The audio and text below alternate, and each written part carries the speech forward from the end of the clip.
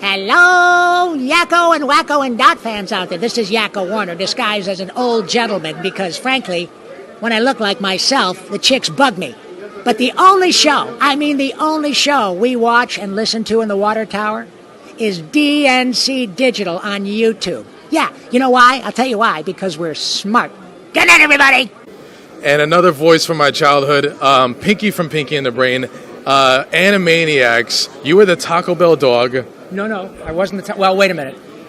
Not the you one did that a few says, commercials. Yes, not Okay. the one that says Yo Quiero Taco Bell. That's Carlos Alazraqui. But yeah, I did a couple of Taco Bell animated dog things years ago. Yeah. And if anybody remembers the Got Milk commercial, Yes. where they were trying to find out who shot Alexander Hamilton, That's and right. the guy with the stuffed up mouth, and you were I'm the guy radio on the DJ. radio says, who shot Alexander Hamilton? And that famous duel, and that wonderful actor Sean Whalen had peanut butter in his mouth, and he couldn't say, But, as I mentioned to you just off camera, the cool thing about that commercial was not only was it the initial one in that huge, iconic Got Milk campaign, but it was directed by Michael Bay, the Transformers director. So you got to work with that guy. I did not. I only did my recording. Oh, well, you did part. the He voiceover directed part, the yeah. on-camera part. Gee, it's just crazy because you really were a voice from my childhood. Thank you. And I know you're a Red Wings fan, Oh, and yeah. your idol was Gordie Howe. Gordie Howe, man. Yep, Gordie is my hero. Yep, always will be. You came out with your book recently this year. Yes. How do you? It was about 3 years ago that you were diagnosed with throat cancer. Yeah. Surprise. What's that axiom? We make plans and God laughs. So, 3 years ago about this time, I was doing my work every single day. Knock wood, I got to go to work all the time and having a blast, and felt a little lump on the left side of my neck, and it was stage 3 throat cancer, but I'm okay. It's some type of tragic irony that Yeah. you were being a voice actor and you got throat cancer. What did that do for your drive to come back and give back to the public? Boy, that's a great question. What it did was light a bigger fire under me. I have to tell you, never once did I or my wife or my son freak out. Because when I was diagnosed, I already had a remarkably wonderful career, a great family. I work with people I love. I've won awards, all that stuff. And even if they had said to me, look, you better go home and get your stuff in order because you're fixing to check out, I had nothing to be sad about. I'd had a great life. But that's not what I was told. I was told that we're virtually sure we can cure you, but before we do, we almost have to kill you. It's pretty tough treatment with your mouth and your throat and your jaw.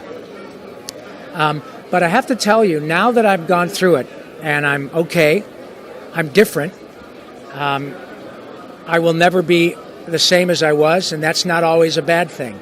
I have a much deeper sense of empathy and drive, as you suggested, to get out and do what I can to bring as much joy to as many people as possible. You and I and all your friends here today, sadly, all know people who've been touched by cancer. Many of them have not made it. So now, if my story, as a result of nice people like you taking the time to ask me, has a positive effect on someone who says, wow, this guy I grew up listening to for the last 30 years had throat cancer, if he got through that, I can get through my stuff. Because people did the same for me. And I am very grateful to be in a position to answer your question. So thank you. You're the one giving me the boost. I really appreciate your time. It really was that thought when I was doing the research for you and I saw that you had the throat cancer. And I tried to get the book, but I just didn't have the time to get my hands on it. No problem, thank you. But it's some type of irony. Again, I got to revisit that irony line because this is what you did for a living. Did you think that your career was done, or did you already just know I'm going to come back anyway? Well, let's see. Yes, and I'm sorry. Yes and yes. That is to say, yes, I thought my career might be over because the doctors said, look, we're virtually sure we can cure you, but we don't know if you can do your job. You'll be able to speak because the tumor is not on your vocal cords, but you're going to endure, a ton of radiation, a lot of chemo, and whether or not you can sing like Yakko or do Carl or all those characters, we don't know. we do know that you'll be okay and you'll be able to live. You're going to die someday, but not from this. However, you're going to feel like you're dying. Just hang in there. So I didn't know if I'd be able to do my job, but I knew I'd survive. It was just being able to take a punch. But I'd had incredible support and literally hundreds of children who I spoke to over the years on the phone. Townsend, myself, we all do it. And many of these children didn't make it. And their parents would keep in touch and tell me how much it meant to Chad before he died that Raphael called him on the phone. And so I really got to see what turtle power and the power of joy in the guise of these characters meant to many others. And it turns out they helped me too. And so now I can still do my job just fine. And look, it makes you laugh.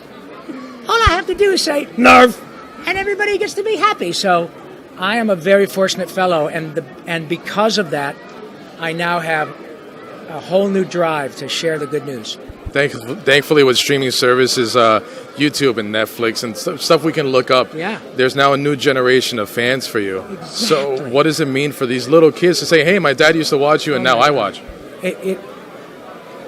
I'm using a double negative. It is never not fantastic. Every time I come to one of these events, you guys, I will go home utterly exhausted, but it's from 3 days of saying thank you. And I meet people your age and older who come here with their nephews, nieces, children, and I've been doing it all day already. The whole family comes dressed up as the Ninja Turtles or as Yakko, Wacko, and Dot, and they all love Animaniacs.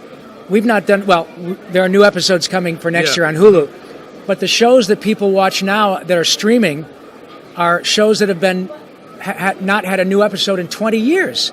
It doesn't matter.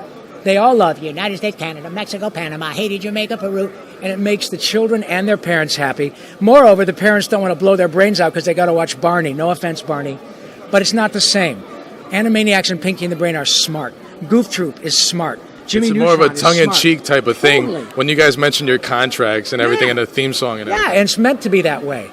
So you now can watch these shows at 25 or 30 or 35 and say, oh my God, fingerprints. I totally get that now. I was always a fan of the Good Pigeons sketch. Good Feathers, yeah. And it's brilliant. And so I'm very proud of it. And now to see that Ninja Turtles and Animaniacs and Pinky and the Brain and Biker Mice and Jimmy Neutron, lots of young people like that and watch it with their parents and grandparents. It's fantastic. Where can they find you on social media? Do you have any social media accounts? Thank you for asking. I'm at Yakko Pinky, surprise, YAKKOPINKY, all lowercase on Twitter. Yakko Pinky. And then Rob_Paulsen on Instagram, Paulsen. Rob Paulsen, voice actor on Facebook. Rob Paulsen Live, my website. Animaniacs in Concert. We take the music of Animaniacs around the country and do it. You find it there. And my book is called Voice Lessons. And it's all about these characters and how they got me through my own cancer. It's a pretty remarkable story. This may have been my favorite interview today. Thank I you. really, really appreciate that. And it wasn't just because I'm a fan of your characters, but the conversation we just had, I really appreciate that. And it's very inspiring. You were inspiring, and I wish you the best of luck on everything. Thank you very much. And as I always say at the end of my podcast, I say, laughter is the best medicine. And the cool thing is you can't OD and the refills are free. So keep upping that prescription, okay? RGV Fan Fest. Oh, God, Pinky from Pinky and the Brain. He's here. You guys got to come out. Come on down. And when you come, bring your brain. Usually it's somewhere located between both ears. And bring it with you. And we will chat. And together we will say, Nerf. Hold on. I got to do this because I get to do this. Yeah. Are you pondering what I'm pondering? I think so. But me and Pippi Longstocking, what would the children look like? Boy. Thank you guys so much. Like and subscribe.